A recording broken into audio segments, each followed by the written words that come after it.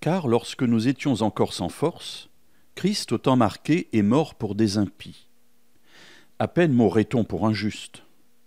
Quelqu'un peut-être aurait le courage de mourir pour un homme qui est bon, mais en ceci Dieu prouve son amour envers nous. Lorsque nous étions encore pécheurs, Christ est mort pour nous.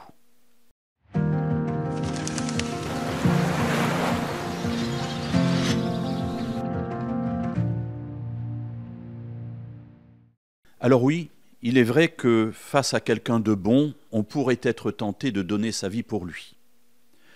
D'ailleurs, cela s'est déjà vu. Cela s'est vu notamment pendant la Seconde Guerre mondiale. Des personnes ont pris la place de juifs qui allaient être déportés en disant « Non, toi tu es une mère, reste avec tes enfants, je donne ma vie à ta place ». Et on a ainsi, dans toute l'histoire du monde, des personnes qui se sont données pour des gens, entre guillemets, qui en valaient la peine. Ce qui est intéressant et extraordinaire dans l'histoire d'amour entre Dieu et nous, c'est que, en ceci, Dieu prouve son amour envers nous. Lorsque nous étions encore pécheurs, Christ est mort pour nous.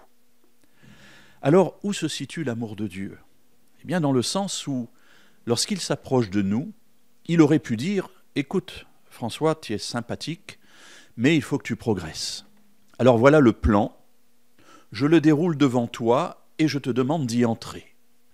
Et puis, peu à peu, tu vas progresser, et si tu arrives à ce niveau-là, si tu arrives à vivre, par exemple, les 10 commandements, ou si tu arrives à être rempli d'amour pour ton prochain, eh bien, alors on fera alliance. » Extraordinaire, ce serait déjà pas mal d'avoir quelqu'un qui veut nous protéger, qui veut nous aimer, mais qui nous propose un cheminement de progrès.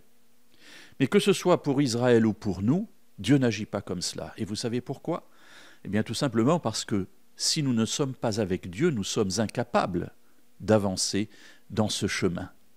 Et c'est donc d'abord la présence de Dieu en nous qui fait que nous serons capables d'entrer dans ces promesses de Dieu et dans ce chemin.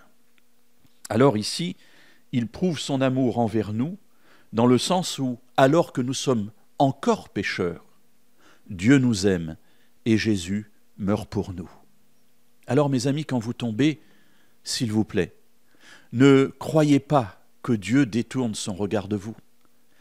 Ne croyez pas que c'est parce que vous tombez qu'il ne vous aime pas. Non, Dieu vous aime, même lorsque vous tombez. Et j'allais dire peut-être encore plus lorsque vous tombez, parce que c'est à ce moment-là que vous avez encore plus besoin de son amour et de son pardon.